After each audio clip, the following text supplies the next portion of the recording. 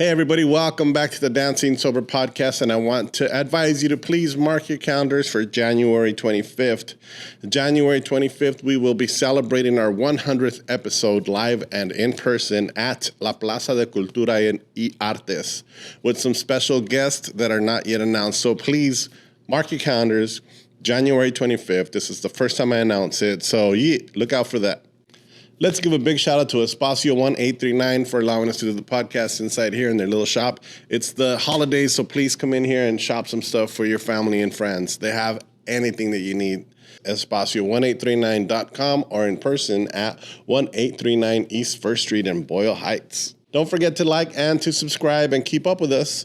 You can also now become a member by hitting the join button. For only $4.99 a month, you can help support this podcast, or a little more if you have a little more. Click the join button for more information. Things have been a little scattered, but we trudge forward and we move forward and we continue. So,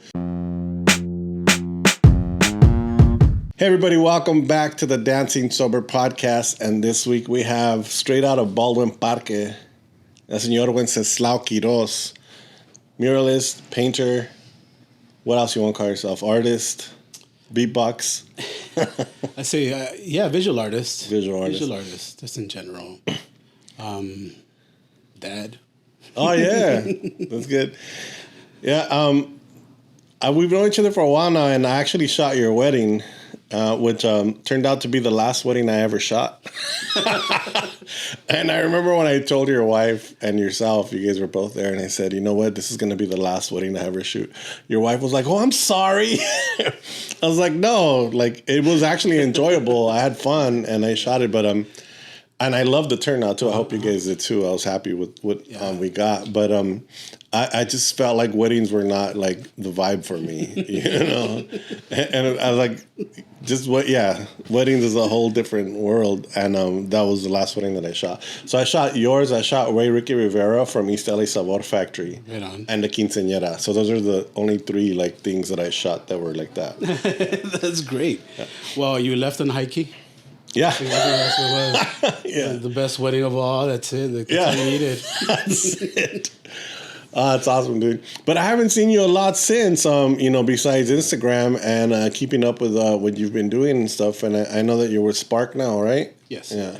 So when we do this podcast, we like to start with the origin stories. So, let's time travel. It sounds good. Let's tell us a little bit about Wenceslao and, growing up and how it was being a young dub. What did they used to call you when you were little? I wasn't bringing a list. I really? actually wrote down a list of the names I've been called. It all sums up to anything that starts with a W, right? So as a kid, my next door neighbor, he was a Chicano from Texas, military guy, ex-vet. Or anyway, he called me Winter.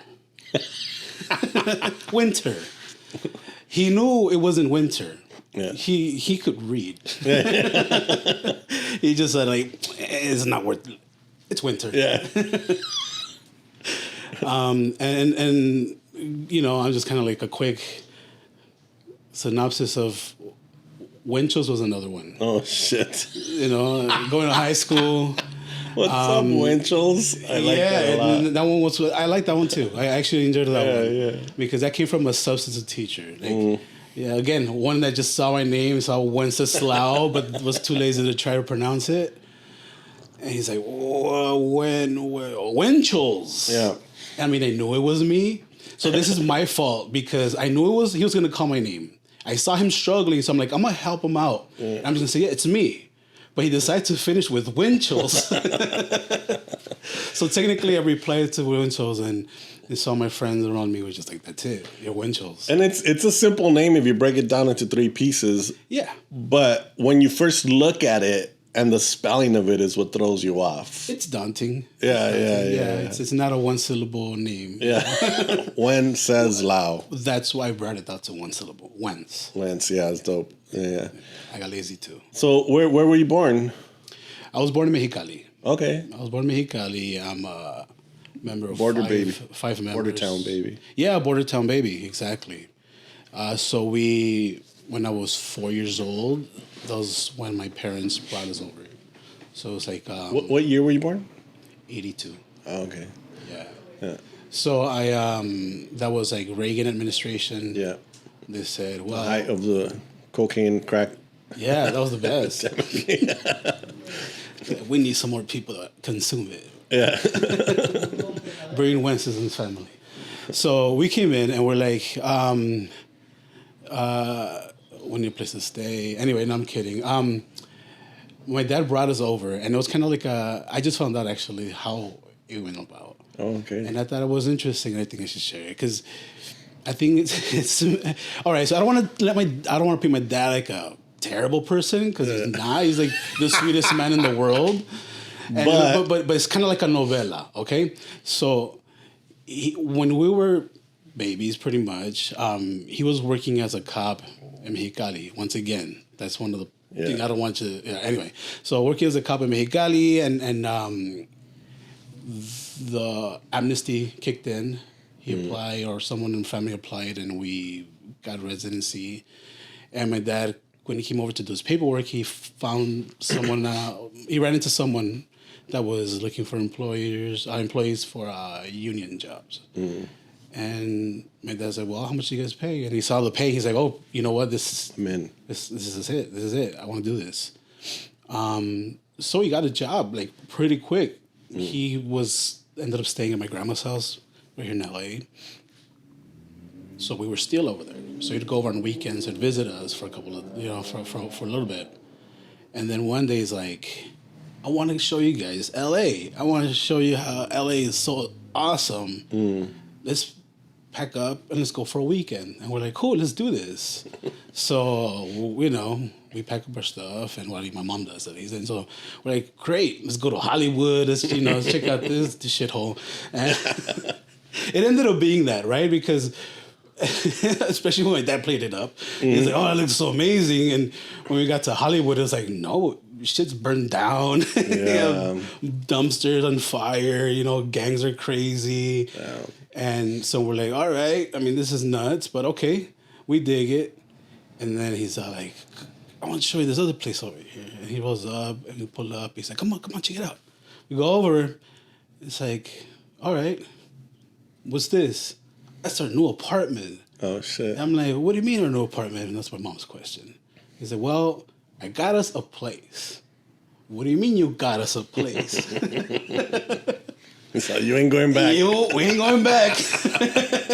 We got one car, unless you guys have another car to get home, to go back to, we're staying. And so I was too young to care. I was actually excited. Of course, it was completely new for me. But you get to be around your dad, and I'm sure, I had not seen my dad that's what you wanted. Exactly. And so now I have both, everybody in the family. But my older brother, he had to leave his friends abruptly. So that fucked with him. Then my mom had to leave her whole family abruptly. Consider the fact that this is a border city. Yeah. It's a 4-hour drive. But my dad wanted the family together. Yeah. He's like, it's just a much better situation over here. And it was true. It was, Mexicali, comida china is like probably mariscos, tacos. Food is probably the only thing that's dope. Because, and it's an ongoing joke where it's like, it smells everywhere you go because soup sucks. The weather is terrible because it's super hot. And so, I love Mexicali for my motherland, but I grew up in LA. How old were you then when you came here? 4. Okay. 4. Yeah, me too. I came at 4 years old. So right on. Yeah, so I don't have any memories of Mexico though. Do you? I do. Yeah. I do. I have some, I got some weird memories from when I was baby memories. Yeah, that's crazy. So I have things that I think could be memories. Yeah. Or could be my brain making up images of stories I've been told. Okay. So I have this one that I keep badgering my mom about, where this one time they kicked me out of the house, and they thought, I think it was someone was possessed in the house, and they're like, let's get the kids out. It was one of those what? Nutty Mexican fucking folklore shit. And they're like, let's get everybody out. And so I remember this. And I was a baby because we're still living there. Yeah. And I remember peeking through the window, and then I see a group of women, what seemed to be performing an exorcism. Wow. I asked my mom about it. She's like, oh, it's not. It's something Catholic people do. Wow. To do this. And I'm like, oh, it's some like weird fucking ritual shit. So whatever, it's cool. But that's one of the memories. And she's like, oh, she'll ask me, like, you remember that? And you were like, oh, baby. I'm like, yeah, I remember that. That was pretty nuts. Cut to your nightmares at this age, waking up in the middle of the night. I'm still wetting my bed. Yeah. Dude, that's crazy. 41 years old. I'm kidding. Yeah. No, I know you don't, but that's a crazy story, a crazy memory to remember. Yeah. It's I remember because I would bring this up. It was hot as fuck. Some of those memories are marked by that. So being a kid, my parents going off to like the liquor store down the street. This is living in Mexicali. I mean, going to the gate, burning fucking ground because like 120 degrees. I'm like crying my soul out because I wanted my mom to come back. Like I had those memories. Yeah. And then my mom would be like, yeah, I remember that. Wow. I was like, okay, cool. I'm not nuts for being like 2 years old and having the memory now. It's still, yeah. But then you could ask me if something that happened like 20 minutes ago. Yeah, you won't remember, yeah. No. That shit's funny. I could recite you songs from the 80s, word for word, but I can't memorize a new song. Like, I just can't memorize any lyrics these days. I mumble a lot. Yeah. And so... You mumble rap? Or I mumble rap. I mumble everything. Yeah. It's just a new thing now. Yeah, that's funny, dude. Wait, how old are you now? 40? 41. You're a baby, dude. I'm 52. Yeah, it hurts. Yeah. It hurts more every year. It hurts. It gets heavier exponentially, like every year. You're like, wait, it's the same amount of time, but I feel like double the weight of the world, you know? Yeah. Every year. Anyways. Yeah. I totally. So growing up as a kid out here, where did you guys first land? Hollywood then? Well, just because I wanted to see it. Yeah, no, but like, where was your first apartment? No, our first apartment was in Boyle Heights. Oh, it was in Boyle Heights. Yeah, okay. It was in Boyle Heights. Yeah. No, my dad was giving us a sightseeing event. It was like the worst tour ride ever. So how did you check out this terrible neighborhood? How do you remember growing up Boyle Heights? I mean, I love my childhood. I love my childhood. I have the best memories of my childhood. But in hindsight, I would not have lived there with my kids. But LA was like that.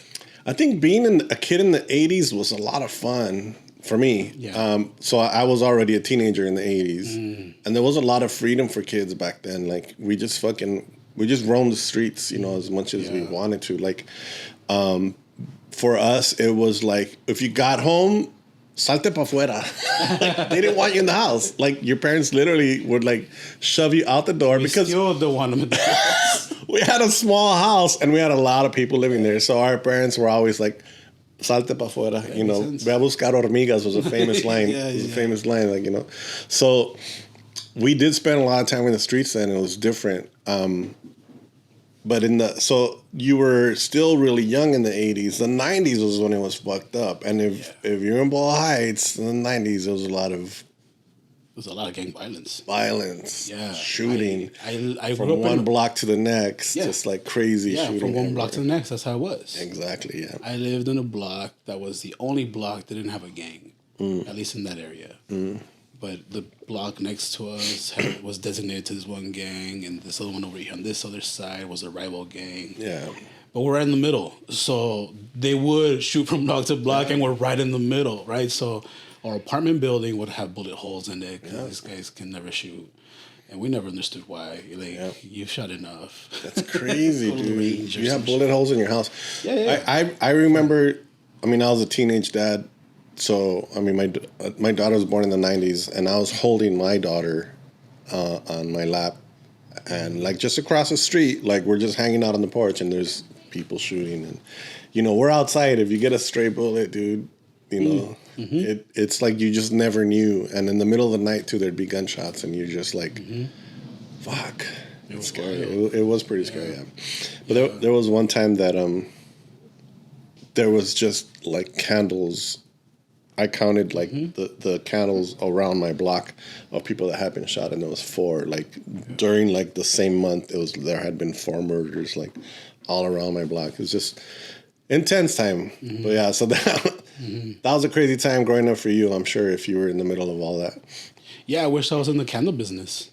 What a different situation. ¿Y qué está haciendo Wenz? Oh, pues vendiendo velas, míralo. Dipping a little 6-year-old with wax. RIP signs and you could have been doing the airbrush sweaters, bro. Putting people on shirts. Fucking A. No, I'm sorry about the cussing. That's fine, yeah. Okay, I'm sorry. You can cuss here. It's totally cool. Okay. I don't care if we get demonetized. We're not I mean, we're not making crazy money on YouTube, so don't worry. Cheapskates, come on, man. Yeah.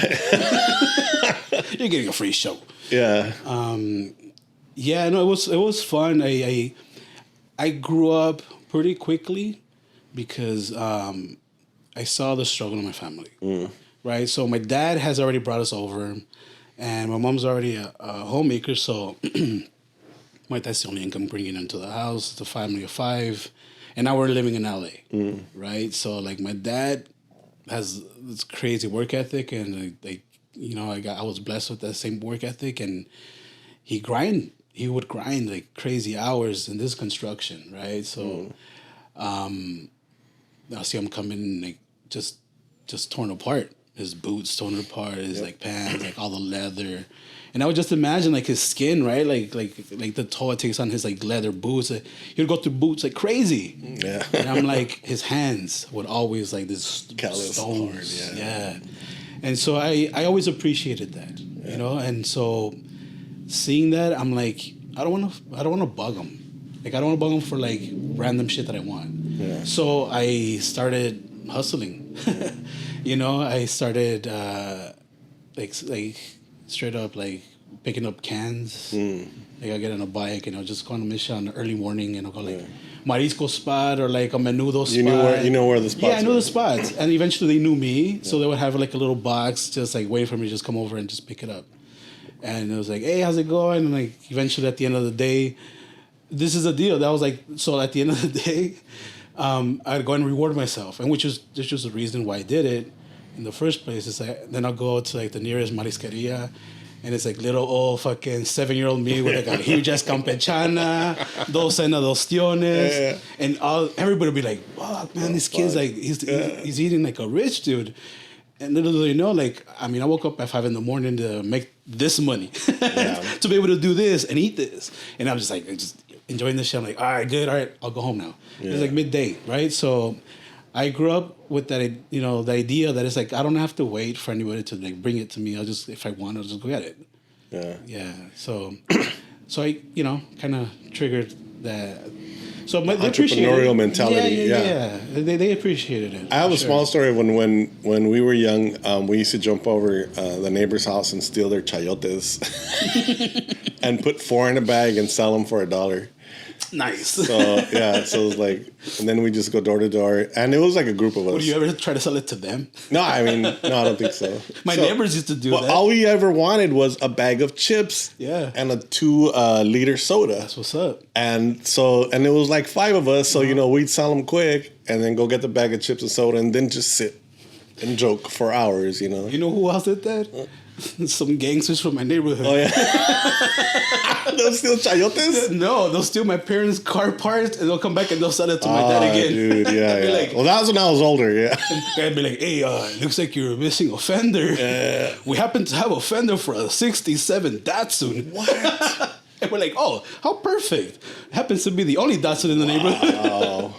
Yeah, so good. Dude, I had a homeboy in my block. I think I've said his name on this podcast before, but he was the only white boy back then in the 80s, and we were little. So, like, to see, like, this he was like a redheaded white boy with freckles. And it was during the time of Fast Times at Richmond High when that movie was out, so they used to call him Spicoli. Yeah, I figured. So this fucking Spicoli, he would fucking walk around the block, and anytime he saw him, he had something for sale. And so my mom actually bought from him a DVD player once, and another time a chicken. What? A live chicken. Yeah, a live chicken. So, you know, she chopped it and cooked it up. That was the first time I saw a chicken's head get, like, twisted.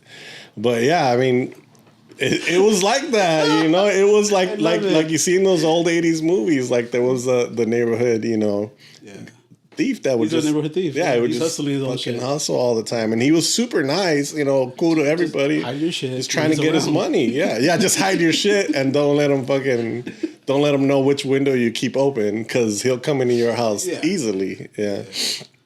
So tell me a little bit about let's see Wentz growing up already, getting into like high school and stuff. Where'd you go to high school? Roosevelt. Okay. Yeah, I went to Roosevelt. What years? 96 to 2000. Yeah, okay. Yeah. Oh, I'm a 2000 graduate. Okay. So 96, 97? Yeah. Was that when it was a 4-year high school? Yeah. You started in ninth grade, 10th. Yeah. No, we're the transition. Because when I went there, it was when I jumped in, I got started right off at 10th. Oh, okay, yeah. But there was a class that started at the same time as us behind us. So okay. 9th grade, 10th grade, first year. They did that bullshit. How was Roosevelt for you? It was okay. Yeah. It was okay. Roosevelt was, it had its... All right. So Roosevelt was cool because the people I met made it cool. Yeah. Right? The students, the most part, and like once in a while a teacher, right? Yeah. I wasn't the best student, I was a bit of a so I don't want to incriminate myself. I don't incriminate myself or others without naming names. But anyway, so trouble was made when I was in high school. Yeah, of course. But it was good trouble. I think it was good trouble, and that trouble led me to be more of a creative artist. Express myself. At the time, I didn't know that I was just being an artist expressing myself. I just thought I was just doing some mischievous shit and getting away with it, right? And I just want to express myself somehow, some way. And explain that. What was it that you were doing? So this is all started like this. The statute of limitations is passed. No, it's all good. So I'll give you an example of one story that's super safe. It's ridiculous, but it's an example of one of those, right? We had what we called the spot. Right, the friends and I that hung out during lunch or whatever is like, we call it the spot, but we kicked it under this tree that smelled like cum. Oh, because those flowers, it just flowers. Like cum. I know what tree you're talking about. Yeah. So we're like, this is the cum tree. Yeah. And it was a season. You guys loved it, huh? It was seasonal. Yeah. It was a dope spot, but then when that season kicked in, we're like, oh, it smells, bro. Yeah. And we're like, hey, you wash your hands? But so it all started with that joke, and another joke was us thinking that we're gonna, get laid in high school. That was another joke, and so we'd go to the nurse's office and we'd load up with condoms, and we're like, hey, we're gonna have a long weekend, hook us up with some condoms. That's hilarious. And there goes a little brown bag with like 20 condoms, They thought we were awesome, so they're like, yeah, he's gonna get some, right? We'll go out. And, just because we knew that we're not going to use them, we're like, hey, what do you have over there? And we're like, I don't know, fucking slushy. Throw some in here. And we'll open the condom up. And it's like, dump half of the slushy and then it'll fill up with red slushy. And we're like, oh, that shit is fucking disgusting. Oh, shit, let's hang it up on the tree.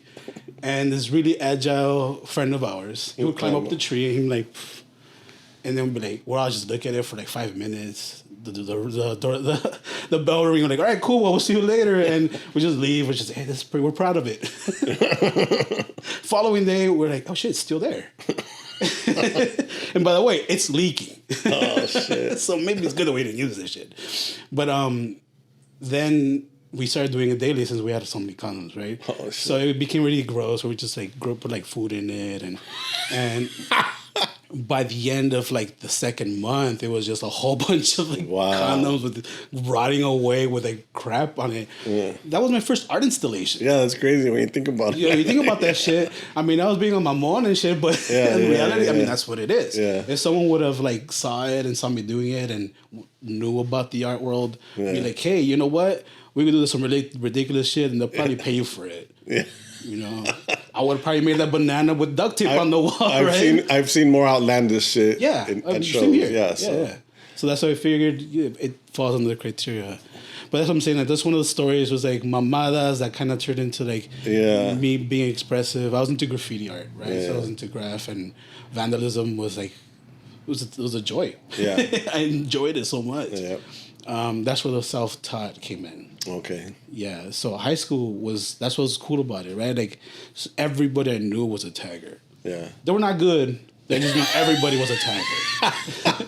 And it was good because then there's a barometer of styles and abilities within this entire 5,000 fucking students that go to the school. Yeah. Because everybody literally was a tagger. Like girls, guys, teachers, you know. I have teachers like, check it out. This is my style. It's like bubble letters, dude. You still doing bubble letters. But, you know, I see some of these guys are really talented. I'm like, dude, I want to draw like him. I want to try this out. And I picked up my first like graffiti magazine. I had to buy it illegally because, you know, the restriction for ages at the time, at least. I don't know now. And so a friend of mine sold it to me $5. And I'm like, cool. I started looking for a piece book. And this is when I saw Hex, which is from FX, LA. I saw, you know, I'm like, oh shit, dude, this is guys I've seen around the neighborhood. And started nerding out on it. Their style started straight up copying their styles, adapting their styles and colors. Eventually getting better at it, developed my own thing. And that was the fun part, right? Yeah. The not so fun part was having all that work that I did during that extra time, getting like taken away from me by teachers that were hating, you know? Yeah. Teachers that would be like, oh, what are you doing? Oh, that's graffiti. And so I just like take it and rip it. Like, and be like, oh, I want to fucking do some physical damage to you. You just fuck with my shit. Yeah. You know, and so... Because it's personal. It's personal. Yeah, these are personal journals of whatever I'm thinking, and I just put it into like whatever style I have. In that case, it'll be like graffiti or whatever. Now, fast forward, I'm like, fuck, I wish I had those magazines. I wish I had those books. Yeah. Now I don't even fucking sketch. Really? That shit traumatized the hell out of me. Really? Yeah, I don't carry a sketchbook. You don't do little tiny I don't doodles. I don't doodle as much. And if I do, I just doodle with like no attachment to it. No interest on trying to make anything out of it. Before I'd be like, oh, I got black books upon black books, and I'll put like tons of time into one page. I'll cover it. Yeah. No, I had like 5 of them stolen from me, and others destroyed. I'm like, it's not like I got them right here. I got my doodle whatever with notes, but whenever I gotta get down in art, I just do it directly on the piece. Like, I would love to see you do that again, because so I still doodle and draw, because I also started in the 80s like with little black books, and no, I started in the 80s like also. You know, you start by copying the letters that other people make. You'd be like, oh, I love that style. Let me copy. Let me do it. And then you kind of create your own little style. And I, you know, I played around with spray cans, but not a lot. Because I didn't, I never had that many, enough spray cans to like do, you know, whole pieces. I never racked that much. But nowadays. You racked? That was crazy. Back in the days, yeah. Nowadays, though, I still carry a journal or just a sketch pad, sometimes just a little tiny book that I can, that fits in my pocket that I can just pull out and draw something. Because for a lot of years I journaled where I thought like, oh, I'm a deep thinker and I will write something, you know, poetic today. But the words like didn't come out anymore, and everything just turns into drawings. So now I draw, but when I look through my drawings, I know where I was at, you know, like I'll be like, oh, that's when I was going through this, or that's when I was going through that. My drawings do talk to me. So it is, I think, a good exercise to do still. And I'd be interested to see like what you would do if you just, you know, 2024, pull out a sketchbook, draw every day, you know, draw something. Whatever comes to mind is there's no rules, just free form, you know, just do one drawing and then put it away and then get to work or whatever. Like no rules, no rules? No rules, bro. No rules, no rules. All right. I'm just saying, because the only rules that will bind me would be like the time. Yeah. Right? Well, that's what I mean. Like, so just give yourself like whatever, like if it's the first thing you do or the last thing you do, all that matters is that you do one drawing a day. Yeah. You know, and you don't have to fill it, whatever, just one drawing a day. Just release something, whatever your thoughts are, into lines, you know. And so, that's my line therapy is what I call it. So I got a different type of line therapy. Oh, yeah. I don't mess with the other lines. Yeah. I'm kidding. This is Dancing Sober. That's funny. I'm joking. Well, you know, I art is therapy. Yeah, of course. Art is therapy. You know, I that's the reason I got in it. That's the main reason I got into art. I saw it as a way to just escape. right? So growing up in LA during the 90s as a kid, I was 90s, I was like 8 years old when 90 kicked in. Third grade.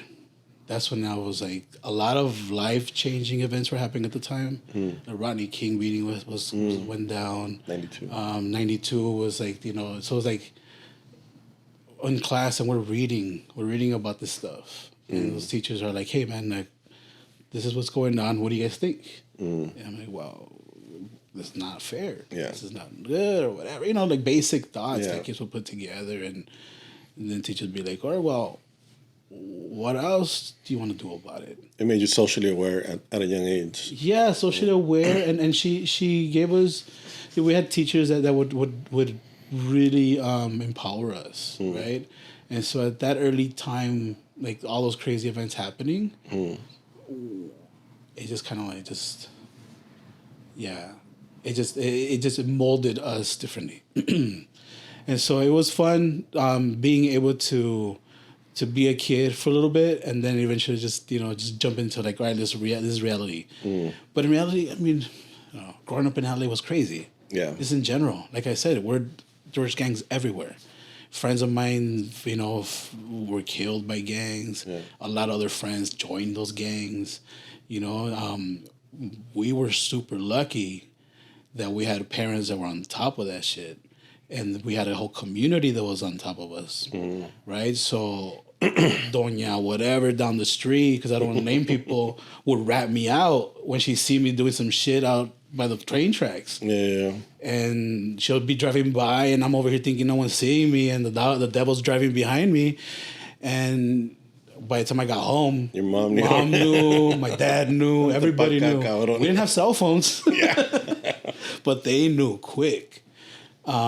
So you know that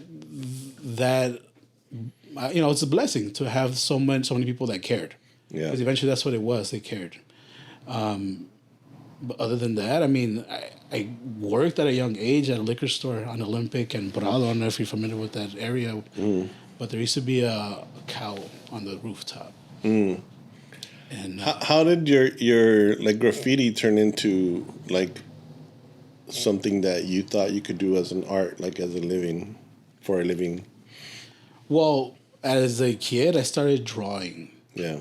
I started drawing, and I learned that I could sell my drawings for food. Food was always the motivator. Motivator, yeah. Always been the motivator, yeah. Denominator. Yeah, always. You know, eventually Red Bull caught up to that. They're like, hey, we're gonna give some tacos and Red Bull. Yeah. But no, that was the case. Like as a kid, it was just like, how else can I make some money? And on my own time, I learned that I could copy. Yeah. I could copy, make it look at least close enough from one image to the other. That's kind of like a barometer for all kids. Like, can you make it look like it? And if you can, whoa, you're a good artist, right? Or you can draw. All of a sudden, you're a drawer. Yeah. You're a drawer filled with clothes.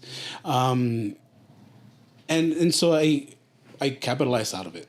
And so Simpsomania, fucking Bartmania, whatever the fuck it was called. Yeah, I got a drawing of Bart Simpson and I copied it, and then I just changed shit up. He was like on a skateboard, and I took him off skateboard, and I put on some rollerblades, and all of a sudden it's like Bart on rollerblades, and I'll draw it, colorize it. I'll come back the next day. Oh, that's cool. How much? It's like 50 cents. Yeah. Always lowballing myself. Yeah, always. Never learned. I was like, 50 cents? And they're like, oh, yeah, sure. Well, that's what kids had in their pocket back then. Yeah, so, exactly. Yeah, I knew my audience. Yeah.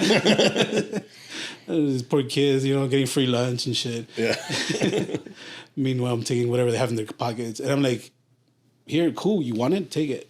And they'll give 50 cents. So by the end of the day, I got like, you know, $1.50 in my pocket from those extra drawings I did during lunchtime or whatever. Yeah.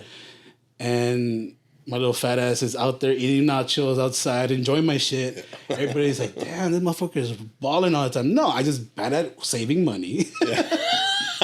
And I just like, my reward is just to get fatter, right? Yeah. And I enjoyed it. And I was like, this is the shit. And so that's always been that motivator. Yeah. And so at a young age, I learned that I can make art and just draw it and quickly turn it into money. Did you ever study it? Did you ever? Eventually, I went to CSUN. Okay. Yeah, and I almost didn't. Yeah. I almost didn't go to CSUN because I almost got kicked out of Roosevelt. Right, so I got in some trouble, as I mentioned. I don't want to incriminate myself in any way, but I got myself in some trouble at Roosevelt that almost got me expelled from the district. Oh wow! And the only reason I remained here was because I was in the football team. Oh, okay. And also, let's be honest, our counselor, principal, our dean, like none of them could say shit. They were all gang members, right? So wow. They all fucking gangbanged at one moment or another. Yeah. So I didn't do crazy shit like that. So they forgave me quickly. Yeah. They saw that when I got in trouble, they picked up my bag. I mean, they searched my shit. They opened all my shit up, and it was loaded with tagging supplies. Yeah. Markers and spray cans and sketchbooks. And he laid it all out on his desk. It's all I had in the backpack. Yeah. I was on a mission. No school supplies, just all of it graph was just shit. graph shit. And just like a whole bunch of markers and pens and shit. And he just laid it all on his table. And he's all like, all right, what do we have here? And I'm like, well, I don't know. What do you think? He gets a sketchbook and he's like flipping through pages. He's like, oh, this one's nice. He's acknowledging it. And so I got proud. I was proud of it. And obviously it was part from, it was just to incriminate myself. It's like, oh yeah, I did it, right? Yeah. But I mean, yeah, what am I going to say? I didn't do it. It's got my name all over it. It's got my fucking tags. Everything that I have in there is my name on it. And he's like, well, what are you up to? What's up with this? Like, well, what are you about? And I'm like, well, I'm an artist. Yeah. That's the first time I ever considered myself an artist. Because I wanted to save myself. Yeah. I'm like, these are school supplies. And he's like, oh, cool. You're taking art classes. This is why you have so many paint supplies. Yeah. And I'm like, no, as a matter of fact, you guys don't have any art classes. He's like, yeah, we have one. And I'm like, well, I'm not part of that class. And he's like, what class are you? And I'm like, well, none of them. He looked at my schedule. He's all like, wait a minute, why you have all this stuff here? And he's playing stupid. He just wants me to go and say it. Something I omitted from the story. Right here, next to me on my right, there's a cop. Oh, okay. So it's like campus police is here. I'm cuffed, and this interview is happening while I'm cuffed and taking pride into this. But at the same time, I'm being careful about the state, what I'm agreeing on, or I don't know my rules or in the laws. I'm like, yeah, you like it, that's cool. So eventually he's like, what are you doing this for? You're so talented. And then that's when kind of like my social commentary came out. I'm like, this school doesn't have any art classes. You expect me to be creative in a place that doesn't provide me any tools? These are tools. This is stuff that I took from my dad's construction company. Not company, but it's construction tools, because my dad, again, he provided his own tools and shit. So pretty much just like taxed my dad for all that stuff. And I'm like all this, like I either bought or it was from my parents. Yeah. Like, so school never gave me any other stuff, and you're telling me that I should be an artist and I should be taking art classes. And so I became very vocal about it. And he's like, well, you know what? I had enough of you. I'll call your parents. We're getting you out of here. Like, this is we don't have any, whatever. He starts rambling on. And then he's like, wait a minute. He looks down my schedule. He's like, you're in the football team? Hardly. I'm hardly in the football. I'm a bench warmer. I think the water boy had more fucking action than I did. That's funny. And so I'm there I'm like, yeah, I'm in the football team, man. I'm supposed to be at practice, but I'm right here cuffed up. Like, come on, man. Let me go to practice. All of a sudden I want to practice during Hell Week. And I'm like, nah, I'm in. He's like, I'm in the football team. And he's like, oh, well, hold up. He gets the phone. He calls up Coach Bush. Fat white motherfucker. I hate him. Anyway, he calls him up. He's like, Bush, is Quiroz in your team? Yeah. I could hear him. Yeah, what the fuck is he doing? He's not here. He's like, I could hear the screaming. I'm like, fuck, he's fucking mad. He's gonna fucking chew me out when I get there. I'm still thinking, like, I'm still in the football team. This guy's about to expel me from the district. I'm in no team. But I'm over here, I'm like, thinking, not realizing the situation. But that moment, he's all like, oh, you're in the football team. You know what? just let him go. He tells the cop. He lets me go. He's all like, go practice, suit up, do what you gotta do. Tomorrow morning we're gonna change your schedule. We're gonna add you in an art class. Wow. And they gave me that one art class I didn't have. Yeah. And I don't know. I mean, I was an idiot, right? And I took the first art class. I went to the art class, and it was just a whole bunch of students that didn't do anything typical, and the teachers that didn't do anything typical. Yeah. And I'm right here looking. I'm like, motherfucker, this is my second chance. This is my chance. Yeah. You guys I'm only gonna tag everything up. Like, I'm gonna go tag over there, and I'm gonna sit over. I'm gonna tag over there. I'm gonna tag on all your shit, and then I go back to the dean. And I'm like, this is not gonna work out. I don't dig it. She's putting me there to be the teacher, and it was the case. She's like, oh, you know how to draw. Everybody, do what he's doing. And she sat down and did the shit. And so I'm like, this sucks. And he's like, all right, hold up. There's another media and art class. Her name is Ms. Boyle. You interested? I'm like, take me. Let's do it. And this is where shit really changed. Because with Ms. Boyle, in Ms. Boyle's class, she was the catalyst where all the troublemakers would go when they didn't want to be in a certain class. They would go to hers and just chill. She didn't give a fuck. She would just turn a blind eye, and she's like, I know these are not my students, but at least they're not roaming around, and they're just hanging out there. And so when I came in, I saw all those, including some of my rivals. Yeah. No, a lot of them some of my rivals. I'm like, fuck, I'm gonna have to throw down. Like, I know she was in Cotram. I'm like, I gotta chill out. Anyway, shit worked out. She sat me out in the corner, and she gave me an assignment. And she's like, look, we're creating a video. You only have a few weeks to create this video. Here's a newspaper. Find an article and create a video about it. And I'm like, all right, cool. She's all like, I'm not going to be on you on a daily. You're going to have to just do this, and you have a deadline. And by this deadline, you should have it all done. Project-based. Yeah. That's the best way to fucking learn. And I loved it. Yeah. I loved it. And have her breathing over my shoulder. All of a sudden, I'm staying after school, not to tag it up, but edit my video and work on my video. Yeah. And spend tons of time and effort into what was it, like a 1 minute, 30-second video? Yeah. But it's old film, right? Like old ways of filming and cutting and all that splicing shit. Anyway, so at the end of the semester, she hooked us up with an exhibit at MoCA. Wow.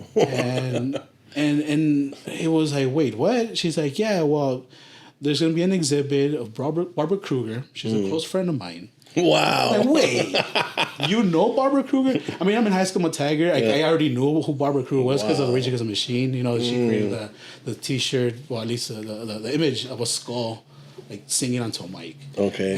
And I'm a huge Rage fan, huge fan since I was a kid. And when I first read about her, I was like, wow, she does some dope ass shit. Then all of a sudden, Ms. Boyle was like, oh, she's a close friend of ours, and you know, she's gonna have an exhibit, and we're gonna have a student film exhibit conjoined with her opening. Cool.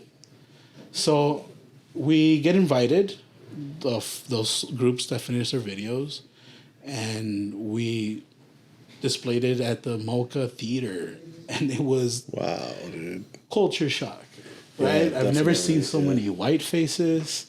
Yeah, I can imagine. So many. I was like a river of white. I was like, fuck. And then they had questions, and that's when I'm like, oh fuck, they're gonna see this imposter. Yeah. This kid that was about to get kicked out of the district is now showing at this museum a couple of months later, and and the questions were directed. A lot of them were directed to me. At least it felt like a lot of them were, because they're like, well, I was the only one that animated it, or like I guess illustrated it. It was illustrated. So you animated, you drew things that moved. In a bit, right? Because I hadn't spent too much time. Yeah, not the whole thing, but a part of it. Just sections of it, and then a whole bunch of just illustrations. Yeah, and there was a lot of camera movement. Okay. I was like panning right, and it was just like a sketch. Yeah, sketch panning right, you know, or panning left, panning up, you know, zooming in, zooming out. But it was just an illustration. Yeah, and then that would go into like the animated. But it was only, like I said, a minute and some seconds, but I was like all into it. And I was like really involved in like the whole process. And friend Carlos, he's fucking Hollywood guy. Like he's doing fantastic as an editor now, as a professional. Wow. She helped him going through the process too and taught him. And he was in that same class with you. Yeah. And now he's a Hollywood editor. He's a Hollywood editor. Wow, that's awesome. Yeah, he sat through all of our projects and helped us edit our projects. And so he went far and beyond, like a student would do, right? So this guy, really talented kid at the time, he helped us all out. And yeah, now he's a fantastic, wow. He's a fantastic editor, and he does stuff for like commercials. And anyway, super proud of the guy. But Ms. Boyle she did so much for so many students, so much. And like I said, she took in all those little fucking traviesos, and she just gave them a place to stay. Yeah. And we felt welcome there. Those people that we felt like were rivals with me or whatever, like we just squashed it because it was like a neutral place. And so we just avoided each other. We did our own thing. But it was like, we don't want to fuck with the space. Yeah. Just don't burn it. Yeah. So how did that turn into you then like seeing a career, or how did that? I visited her after my first year at undergrad. So I went to school to be a civil engineer major. I hated the community of engineers. So you decided to go to college. I went to college for civil engineering. Civil engineer. I had taken a whole bunch of math classes during high school. Yeah. Calculus. It just seemed like the right. It just seemed path. Like I'd done. Yeah. I had already done so much work towards that path. Yeah. I felt like it was a natural place, and once I started, after the first semester, I was like, I hate it. I hate the people. I hate the professors. I hate it. I hate the numbers. Process, I just hate it. I was being a little whiny little kid, right? In reality, that's what it was. I could have just stick with it, but I was like, no, you know what? Next semester, I'm gonna take it a little easier. I'm gonna take my first art class. Yeah. And so I took my first art design class, and I found it effortless to spend 20 hours just working on something. I felt it was effortless. Yeah. Like, I loved it. I enjoyed every bit of it. It's different. Yeah, very different. And so I finished that semester, or right before I finished, I approached one of my professors, and I told him I have a bit of a dilemma. Like, I've done so much already towards this career path, but this is my first time taking this, and I'm really enjoying it. And this, I'm really hating it. Yeah. And he's all like, okay, that feeling you have right now, multiply that times 10 when you get older. Yeah. Okay. Make your choice. So if you really like it now, you're going to enjoy it later because of all the work you've done. Yeah. If you hate it now, you're really going to hate it later. I'm like, okay, well, that makes sense. He's like, but you got to sacrifice one for the other, right? So you decide. I'm like, cool.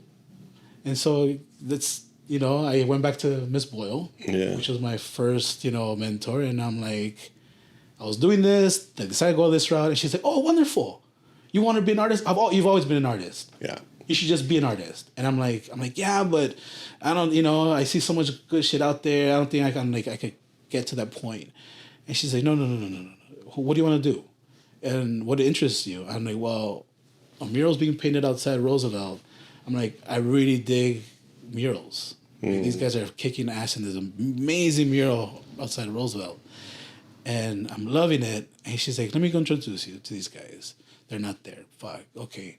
Was that Raul? Like, no.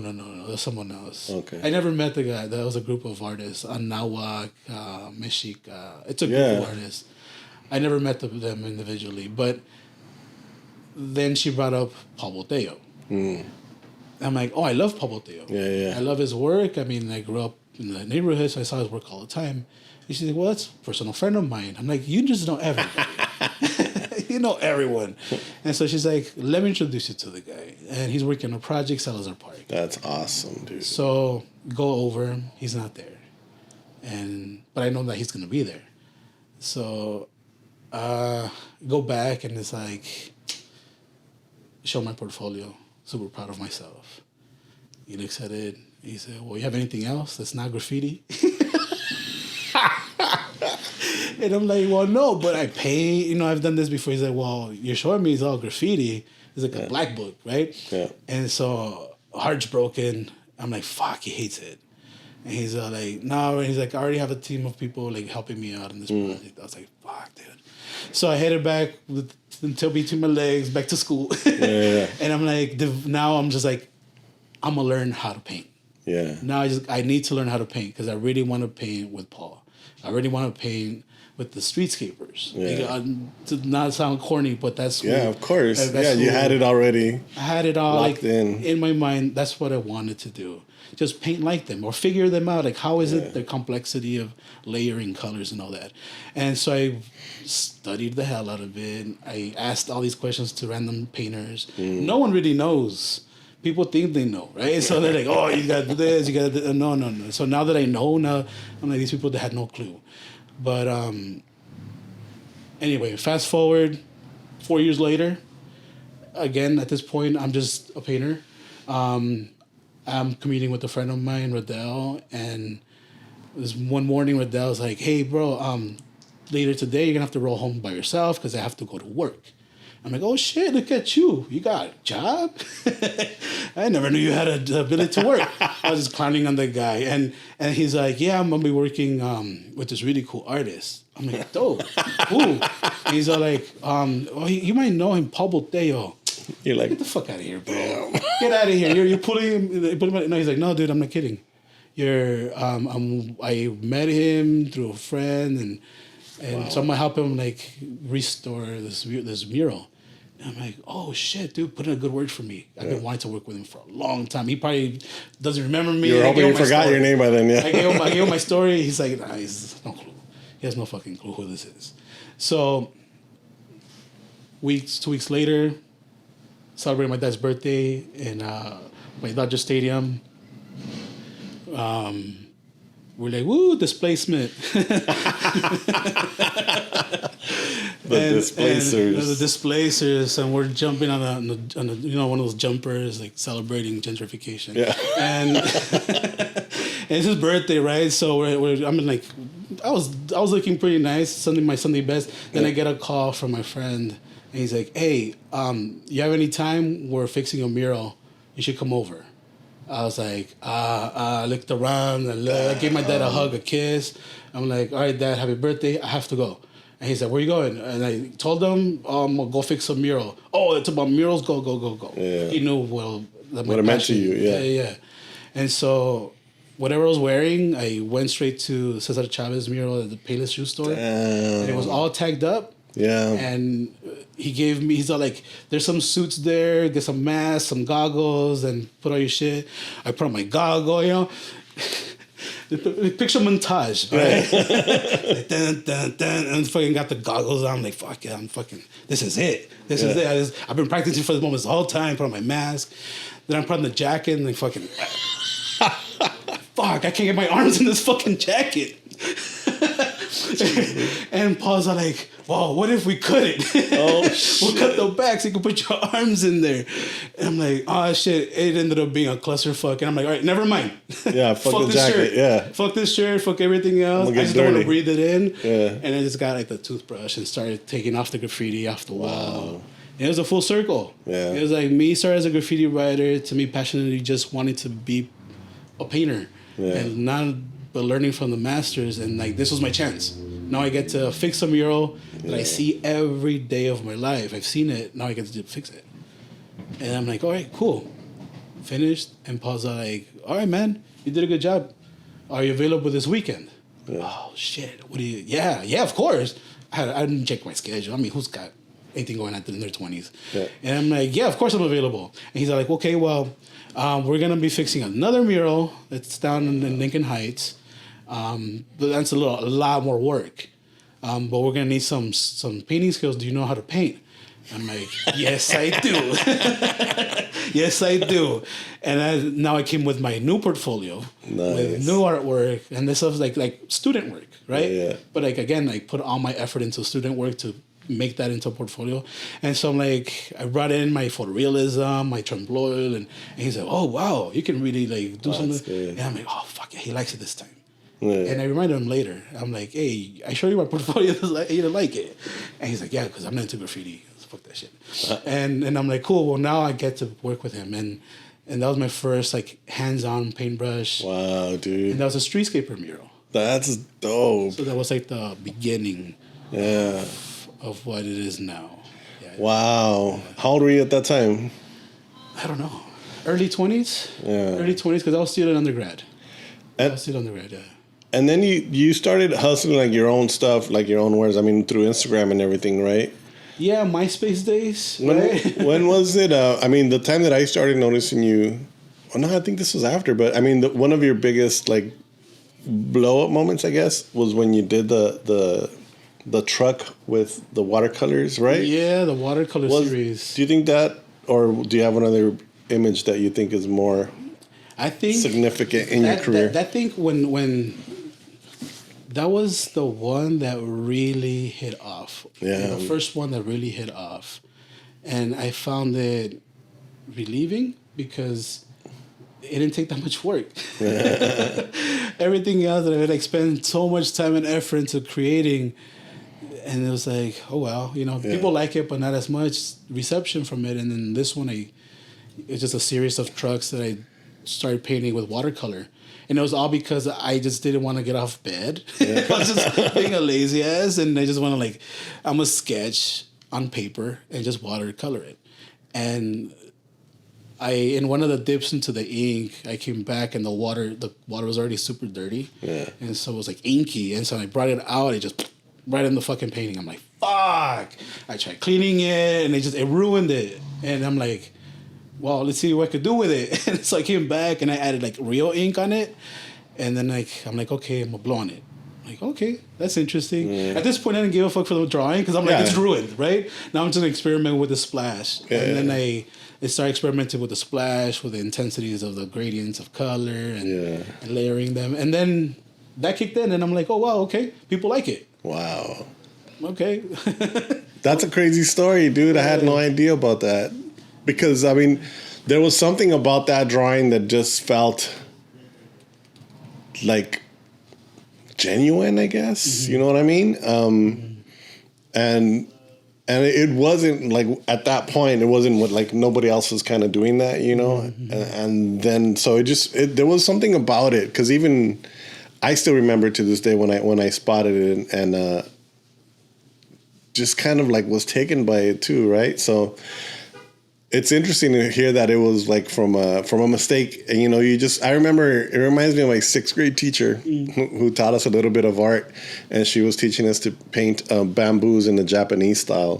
And one of the things that I remember most clearly about her lesson was that there are no mistakes. Mistakes, if something happens, you just grow from there. You just make something else here. So you continue with that. So it's just it's a perfect story to tell for something like that. It's a perfect example of that, where your mistake helps you grow, helps you troubleshoot, helps you see things different. It does a lot to your brain. And it did it to the art piece too. Yeah. It freed me. It freed me from the being uptight about wanting to keep it clean. Yeah. Wanting to cosmetically clean whatever I thought was supposed to be aesthetically pleasing, whatever it was, it went out the window. Yeah. Because I got a big old black splotch on it. It felt sincere. I think it's the subject matter, right? Yeah. Those trucks, because it's a sincere narrative, right? It's especially during the 2008 collapse, where trucks, everybody turned their regular trucks into working trucks, hauling trucks. Yeah. And my neighborhood particularly, we had a neighbor that was turning these trucks into fucking, junk trucks. Collect metal, yeah. Yeah. And so he had a whole bunch of clients. They're lined up and he's welding shit in there. Oh, okay. So he made his own money, his own business out of that. And then down the block, you just have different trucks doing different pickups. So they didn't step on each other's toes. And I saw the dynamics and I'm like, this is crazy cool. This economy that just grew out of shit. Yeah. Right? Yeah. Out of junk, Yeah. No, I mean, and shit in a shit storm, right? So it's the economy is terrible. People, we just throw everything out. Disposable society. And so anyway. Then you got a lot of attention for that, and you got a lot of mural work for that, right? You got a lot of commissioned work. Yeah. It's that piece it got a lot of attention. Yeah. And I was holding on to it until I don't know what, right? I wanted to just keep it. And there was a show and I put it up there And I remember you saw it and you're like, how much you pricing it for? Yeah. And I put the price on it, you're like, it's a print? And I'm like, no, that's the price it's going for. It's like, dude, you should definitely reconsider the price. I told you that? You told me that. Oh, wow. You're like, you should definitely reconsider the price. I'm like, you think it's too much? He's like, you're like, no, dude, that's like what would I sell, like a print? Like, you should definitely. And I'm like, well, we'll see, I told you. And it was at the Plaza La Raza. And I left it at that. And sure enough, it was like, it sold. Yeah. And it's kicking myself like, fuck, I should have listened to that. Should have listened to Rafa. My self-doubt just killing me. And I'm like, okay. And then someone hit me up. Hey, I like that piece. I saw Plaza La Raza. Do you still have it? No, it's sold. Oh, no. This is terrible. Mm-hmm. I really wanted it. And I'm like, fuck, I should probably make some more. And then I just started grinding away. I just started thinking about it, like the ways to recreate this image without making the same shit. I don't want to repaint the same thing over and over again. Yeah, of course. And so I'm like, all right, I'll do. Oh, this is the formula that artists do, right? So it's like, all right, this one hit. Now I'm do something similar to it again. I hate that part. Yeah, I hate that shit. Anyway, so I'm going ahead and they created a whole bunch of them, and then I get a call, an email, and then this person's like, I'm not gonna name her because I don't know how much she wants me to, anyway. So, Chicha's person, and I didn't know her at the time, and she hits me up, and she's like, hey, do you have this one piece available? I saw it online. I'm like, yeah. What about this other one? Yeah, and she gave me this whole list. Yeah, all is available. I told her. I haven't sold any. Like, I only sold that one at Plaza La Raza. And she's like, well, what are your prices? And I'm like, Rafa prices. And it was still super cheap. Yeah, like it depends who you're selling to, and well, I didn't know who she was. Yeah. To be fair, I didn't know who she was. You didn't know she was buying for. I didn't know she was buying for Cheech. And I just thought, like, I already know that I lowballed myself before. Yeah. So I can't lowball myself again, but I also still don't want to rip people off. You don't want to scare people away either. And I want to make the sale. I'm like, I want to make the sale. And I'm like, well, I gave her the prices, and she's like, okay, cool, I'll take them all. Wow. What? Yeah, that one, yeah, I'll take them all. Fuck, okay, let's do it. Yeah. And did the transaction. And then she's like, do you have, because I had just posted this other one. She's like, is that one still available? And I'm like, yeah, but I'm not done with it. It's just like a work in progress. And she's like, okay, I want that one too. Once it's done, like, let me have it. All right, cool. When I finished it, I let her know, and she's like, what are you doing right now? I'm like, I'm at work. I'm working in San Fernando Valley. And she's like, okay, well, we're going to be at an event in LA, Cheech and I. We're going to put you as a +1 to this event. Just roll through, bring the painting. Cool. I'm looking like this, right? I'm not dressed any special for any special event. I never do. And so this time around, I'm coming along, and I go in there all fucking rascuache. I go to the main entrance, and the servers are looking fucking sharper than that. I'm like, fuck. Damn. Like, I'm definitely not dressed for the occasion. For this, yeah. This was for the Grammy Museum, the Emmy Museum that's right next to LACMA. It had just opened. Yeah. And they had a new exhibit. And I had no clue what I was getting myself in. So I get there, and I'm like, Cheech, +1. What's your name? I give my name. He's like, all right, here you go. I'm like, oh, fuck, I'm in. This whole time, like, they're pulling my leg on some fucking big joke. I'm like, oh, shit, I'm in. Like, I fooled them. Yeah. And so I walk in, and I see Cheech is there, and then there's, like, these other, like, Mexican actors and actresses. Silvia Pinal is one. Damn. And then, like, these other folks that I see my mom's telenovelas, right? And they're all like a circle, and Cheech is holding court, and he's talking to them. He's like, yeah. And I walk in, and I'm kind of like shying away. I'm like, fuck, he's having a convo. I'm gonna leave him. Let him do his thing. And then Cheech's person's like, come here. She waves me over. Come on over. And I go over, and she's like, oh, here's Wenceslao. Everybody, this is Wenceslao.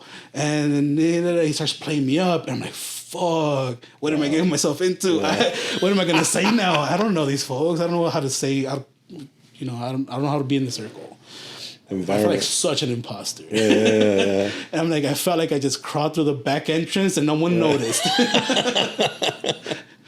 And after that, I just kind of just hung out with Cheech, and he was promoting his mezcal, and I'm like, I'm gonna have some of his mezcal and just hang out with him, and just talking, shooting the shit, and me trying to keep my composure, because he's like my favorite stoner of all time. Yeah. You know. And that's kind of like my youth, right? Yeah. And my youth and my adulthood is like just being a stoner, and for me, that I'm like, dude, like he's the funniest dude I've ever seen, and now he invited me. I couldn't believe it. It's all playing in my head. Then the museum director comes over to Cheech and is like, let me give you a VIP tour. And Cheech is like, come here, Wenceslao, let's go. Wow. I was like, oh shit, this is fucking dope.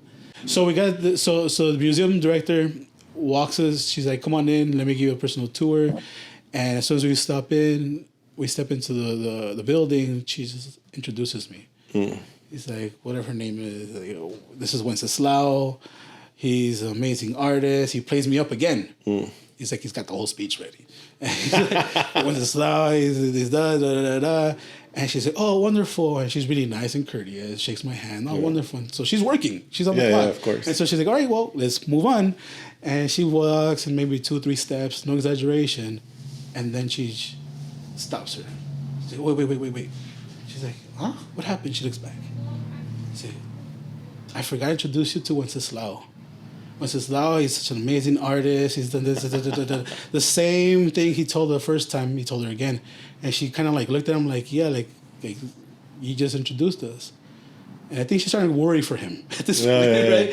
And then she takes him a few steps, and she starts talking about the artwork and the videos, and he's all like, speaking of art, have I introduced you to Wenceslao?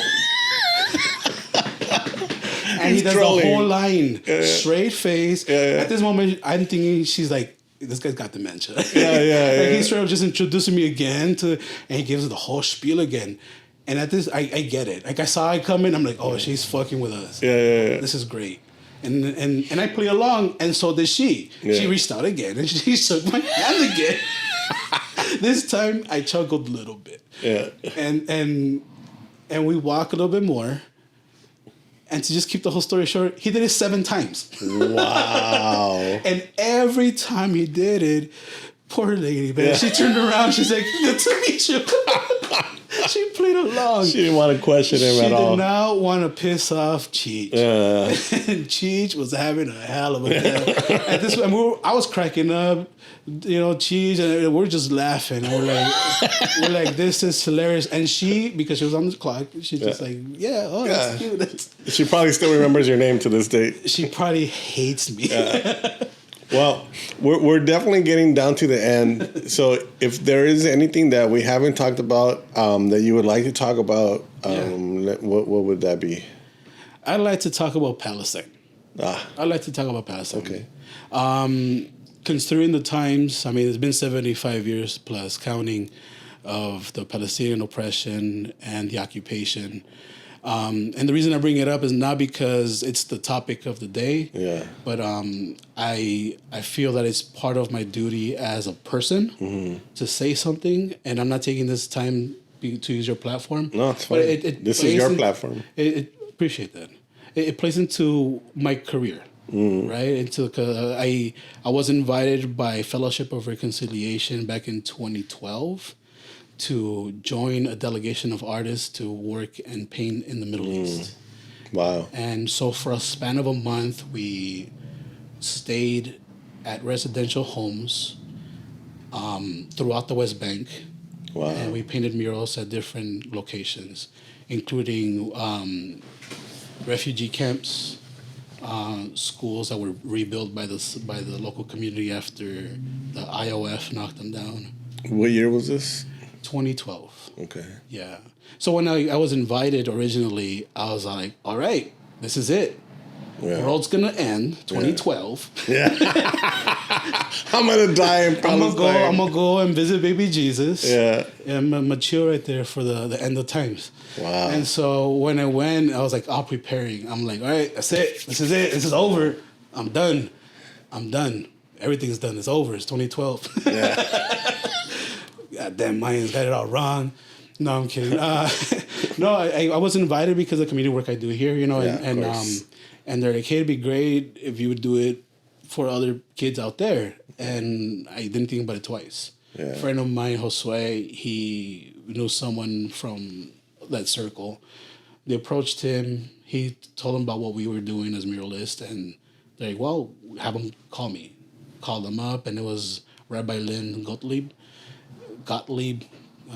I pronounce. Sorry, Rabbi. She's super sweet. And so she's the one that coordinating all the artists, and she coordinated all of us from the East Coast and West Coast. We got there and we painted murals, and just to not take away too much, right? But the time that I was there, I experienced racism. I experienced, and this is coming from a very privileged person, right? Yeah. I'm a very privileged person. Whatever my background is, but I'm coming into this other world. I was treated like a Mexican by Israel. Yeah. And by that, I mean, I was beaner checked more than I was beaner checked in my own community. And I get beaner checked. Like you know what I'm saying? Like, you go drive by in the wrong neighborhood and they'll pull you over here. Yeah. They'll pull you over and they'll talk your shit. Over there, they pointed guns at me. They made me empty out my suitcases. Wow. They made me explain myself, where I'm going, where I'm from, everything. 4 times before I even had my luggage. Wow. So I was singled out of this whole plane. My friend and I, we got singled out, and young people with big guns forcing us to fucking open our suitcases. And I naturally, some of my defenses is like joking around, right? Mm. So a lot of this podcast, I kind of like chuckle here and there. It's kind of like my defense. Yeah. I kind of just like laugh because I'm nervous or whatever. But whenever there's a situation that I'm feeling a little this crazy, I try to get like a relief, comedic relief for myself. Yeah. So in this case, I asked them, I'm like, are you guys doing this shit because I'm Mexican? Right? And it was just me like, ha, ha, ha, ha. And he goes, but in reality, they just looked at me and looked at each other like, what am I going to say? Right? They just say, yeah. But it was clear as daytime. Sorry. It was clear as daytime, where by the time I got to that checkpoint to like show my passport, this is like off the tarmac. I had already been switched twice. Wow. It was nuts. By the time I got to the checkpoint, they didn't even bother looking at my passport. She's just straight up like, follow those guys. Wow. I literally got my Mexican passport, says Mexico on it. Yeah. And all she had to do was see the front of it, and she's like, follow them. Wow. And I'm like, you're not going to open it? I was already frustrated because they had already like made me do all that bullshit. I'm like, you're not going to open it? And she's like, no, follow them. I look back, and there's 2 dudes behind me. Big fucking guns. Again, they're like young, early 20s. Yeah. And now I gotta go. And then on my walk over to following them, I'm like, do you guys treat everybody like this or just Mexicans? Again, I'm trying to make fun out of it, but also trying to like dig into them. Like, why the fuck are you treating me this way? They put me in a room almost the size of Espacio, a little bit smaller. And in a room where nothing but Spanish speakers were hanging out. Wow. Well, not hanging out. We're all being detained. Yeah. Right? And so all of us were Spanish speakers. I just came in knowing that Israel knows too much. So I just kept myself limited in conversation with anybody there. Just listening to everybody talk. And just a lot of people were there to do like some pro-Palestinian stuff. A lot of people were there for like religious purposes. And they're just, shooting the shit. Like, they were comadreando. But they all had one thing in common. All Spanish speakers. Wow. All of us. And after 45, almost an hour, they pulled me out of that room and they interrogated me again. And that's when they're like, all right, you can go. Okay. I sit down, I'm waiting for the rest of my delegation team to come through. This was like not even my first day. Like, I just arrived. I was sitting there, and like someone, the very first group of people that pulled me over and searched me, the very first group, one of those soldiers ended up putting on some civilian clothes, and the motherfucker sat next to me. Wow. 2 seats next to me with the newspaper with this chicken scratch on it, and he's pretending to read. Yeah. And I look over my shoulder, I'm like, I could recognize an ugly face. I forget people's names, but faces I don't forget. And I saw his face. I'm like, oh, it's that same ugly motherfucker. And I look over to my friend over here because we're talking about what we just experienced. And we're upset. Yeah. And I'm like, just cut it. this dude right here, look at him. And he looks at him, he's like, oh, is that the same dude? I'm like, same dude. I'm like, oh, okay. So then we know we just gotta chill out. Meanwhile, we're just sitting there for about an hour and a half observing the situation. And there's like military up on top in the welcome mat with telescopic lens, just shooting everybody coming in and out. Just coming, oh, no one was going out, everyone's just coming in. And you see everybody's like, oh, welcome, right? But like you have everybody's getting documented. Yeah. And I'm like, fuck, dude, like we've, you know, it's just crazy. Like we already getting an idea where it's just go down the line where we start seeing like the racism, you know? We see that the taxi cab that picked us up was a Palestinian taxi cab. How do we know? Because the license plates are strategically colored for Palestinian citizens. Wow. If you're Palestinians, these are your plates. If you're Israeli, you have different plates. Those plates allow you to go certain places and restrict you to go to certain places. And in this case, it restricted the taxi cab from going from point A to point B. So we had to like tour all the way around for like 2 hours to come back around. And something that should have taken us 15 minutes. Wow. And that's the experience. Like right off the bat, I'm like, okay, like this is fucked up. Like for anybody, because you know the inconvenience of an American. Oh, I want to be inconvenienced. That I should be there right away. I should. But I'm like, I see this. It's like a daily thing, and they gotta go through the checkpoint, just like I do when I go to Mexicali and I come back. And you gotta go through the turnstiles, and you gotta go and check your ID, and then by this time we get to our first residence in Hebron, and in Paz Descanse, our guest was murdered by the IOF. Wow. 4 years ago. 4 years ago, because I was working and I got the news when I was getting to work, and I broke down. He introduced us to the city of Hebron. He walked us through the streets that he was able to walk in, right? Because, like I said, a lot of streets are not accessible to him. And then certain streets, because he lives there, he's only allowed to walk on that side of the street and not on this side. Wow. And it's segregation. It's segregation. You know, it's Jim Crow. And I'm living it, but we get to walk on the other street because we're Americans. It's like, oh yeah, fuck it. You know, you do whatever you want. And so he's telling us, oh no, I got to go over here. So he skirted over. He walked really fast over here on this other side of the street, and he continued the tour. Get to his house, and his house, the very first thing you see, a watchtower on his roof. Wow. On his rooftop. I don't know how you feel about anybody looking into your own personal life or having someone like scoping you out, coming into your house and leaving. But how about having someone that's just constantly walking on your rooftop and you don't have any neighbors? Like, that's your neighbor. It's some two military motherfuckers up there with big guns, smoking away. You hear the walkie-talkies. You smell the cigarette. Wow. And they're walking back and forth. You hear the gate squeak open and close on a daily.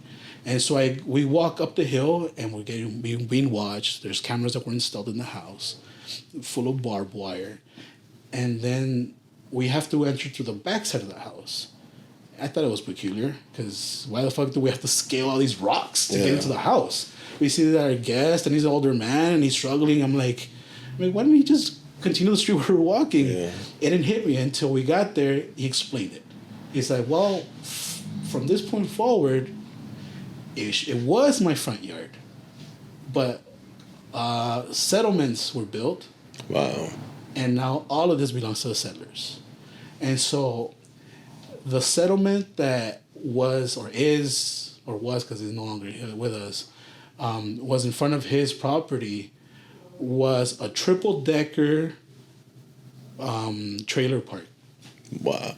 Like triple-decker, just trailers. Trailer homes, yeah. Trailer homes, just, and it's just like a long block. Kind of like what's happening here in downtown LA with the apartment buildings, that big white apartment building, multi-stories. Similar to that structure, but in front of people's houses. So you have one like in your front yard. You don't have access to your grass because that in the middle of it and in the street, all of that is now just a big ass trailer park. But it's a triple-decker trailer park, and they have the staircases and all that shit. And you see the amount of hate these people, the settlers, have for the citizens of Hebron by the piles of washing machines and stoves and refrigerators that have been tossed from their trailers with attempts to smash their children. Wow. That's crazy. And I say this because I saw the hate. Wow. They yelled at me. Yeah. Those fucking settlers had the balls to yell at me in English because they knew that I was from here or we came from here. And they're telling me how they're fucking vermin and they're this and they're that. And I'm like, holy shit. Yeah. These are the people. These are the chosen folks or whatever. These are the folks that my parents think about highly. Yeah. And they, you know, and this is, you know, and going to the church daily or weekly or whatever, like they, you know, they amp it up. And throughout a whole lifespan of us believing whatever we want to believe in, they inject all this nonsense into this equation. And when you see it for the first time, no one's giving you these stories. Oh, they're this or they're doing that. No. I'm seeing it for the first time, and I'm seeing these people with real hate in their fucking lives. Yeah. And there was fruit trees everywhere. Right? I love fruit trees because it could be, you know, I mean, it's a beautiful thing. These folks have it to save their own lives because unemployment's high, right? They make their own economy by selling their own fruits and juices and shit. And half of their olive trees would be like burned in acid. Just burned in acid. Wow. And you see the leaves all crumpled up in acid and these like super like rich and like really nice. And the guy's like, yeah, these guys are constantly throwing shit down here. Wow. Like there's like vegetable oil everywhere. Like he's like, yeah, they fry oil and they throw frying oil over. And he says that always happens when their kids are outside playing. Wow. And so I'm like, okay, you know, that's who they are. Yeah. That's who they are. And so staying there for a week, we got a little bit of that experience. And by that I mean we didn't get the hate they do, but we got to see how they're treated. And then we saw the violence. Yeah. We saw the violence. These kids. Quick story, because I know usually I'm rambling on. Yeah. But the first night I was there, I think that was the most impactful for me. I think the same man, he's sharing dinner with us in his dining room, and he's talking to us about his stories, and then you hear a kid outside his door yelling, you know, his name, and he gets up, he looks out the window. And he's like, oh, that's my niece. I'll be back. He goes out and she, you know, speaks back to him, yells back to him. I don't understand Arabic, so it's just, you know. And so, but I see the panic in his face. And he comes back, he's like, grab your cameras. He tells me, grab your cameras. Follow me. He doesn't tell us anything else. He's like, follow me. I'm like, well, we're going. I have all these questions. I'm all nervous now. I'm like, oh, fucking macho. 2012. 2012, here we come. And so I'm like, all right, let's go. I grab a fucking flip phone, whatever fucking had at the time, and follow him up the hill. And we pass a checkpoint that we normally pass, and we get checked every time, but this time there was nobody there. And we passed the checkpoint, and now we're in zones that he's not allowed in. Wow. And I'm like, fuck, this is going to get bad. And now he goes further in, and now he's in their territory. He's right there where it's just nothing but fucking occupiers, right? And I see that there's a whole bunch of police cars, there's military personnel. It's just maybe like 30 people. It is a nighttime. Lights are lighting everybody's faces. I'm like fucking shaking. I'm trying to get my camera out. And then one of the military guys, he starts yelling at me in Hebrew. And I'm like, oh, I don't know any of that shit. Oh, I speak English. All of a sudden, I'm fucking MAGA and shit. I speak English. You're in Palestine. Learn English. Stupid. So I'm like, I don't know, man. I speak English. What's up? And I had my camera, and he's all like, go back home. And he points towards the trailers. He points to he's like, go back home. And I'm like, okay. And I'm putting my shit away. I'm fucking shitting myself. I'm not as brave as I thought I was gonna be. Not at that moment. That shit's scary. And like I'm like, fuck, dude. Like and then I'm like, okay. I'm going down the hill, and he yells at me even harder. This time I'm like, oh shit! Like I pissed him off. And I turn around, I'm like, what? And he's like, go home. He yells even harder. And he points again to the trailer. I'm like, I am going home. It's down here. I'm staying in Hebron. And he's all like, what? He couldn't comprehend it. Like, what is... And literally he's all like, why don't you stay over here? It's much better. Straight up. It's much better. The motherfucker's over here giving me some tour fucking advice. And and I just grabbed my shit and I walked down the hill with my friend, and we're a couple little fucking cowarding fucking Americans. Meanwhile, you have fucking Hashim, the hero, up there. And what was happening is that his niece and nephew were attacked by a settler. Wow. This settler drives kids to school on a small school bus. These kids were getting dropped off, and his niece and nephew were walking down the street, and the settler swerved to run them over. Wow. He missed. He proceeded to get off his bus and strangled the little boy. Wow. And while he was strangling the little boy, his older sister jumped on him and started attacking him. And so he hit her, knocked her down, they scuffled. Eventually, that's where everyone reacted. He attempted to murder some children a couple of times, and he attacked a young girl. What does the IOF do? They give him his bus keys back. Of course. They cuff those two children that were just attacked by him, and they proceed to arrest those children. Wow. And now the bus driver gets to follow the cops to file a report. Wow, it's crazy. And so that settler went ahead and filed a report against the girl for attacking him. Wow. This is like an upside down world. It's like it's insane. And I say this because like they held him overnight, and the following day the young woman, she recounted everything that happened, and like I got like a little bit of a shitty interview because I don't know how to interview for shit. Yeah. And so she kind of just recounted her story. Her story. And man, like seeing the look in her eyes when she's telling me the story, it seems like it's just another day. Yeah. So like, it's a matter of fact. How old was she? I believe she was 16. Wow. She was underage, and at least underage, just a child, 16 years old as a kid. But it was like very matter of fact. Yeah. You know, her uncle, her cousins, like everybody lives in the same neighborhood. Not anymore. Yeah. Right? Like at the time, they all living with each other, but now not anymore. I mean, they all got displaced. They all, like I said, Hashim, he got killed. So, like as I mentioned earlier, I feel that experience and that just the fact that I was able to go and see it for myself and experience that terribleness of what's happening in real time, and coming back with that story, the least I can do, the very least I can do is talk about it. Yeah. Because there's very little that's being done, right? Like, I think there's more of my tax-paying money that's being affected to them than my speeches against them. And it's sad. It's frightening that it's frightening that we can't speak about another state without fearing any repercussion for our careers. Yeah. And that should say something very loud and clear, especially for the art community. Yeah. When censorship comes in, it's tyranny. Yeah. And that's why I feel like it's important to talk about it, not only because it serves us as who we are and it's going to affect our daily lives, but because we got 10,000 kids. Yeah. They've been indiscriminately killed, counting.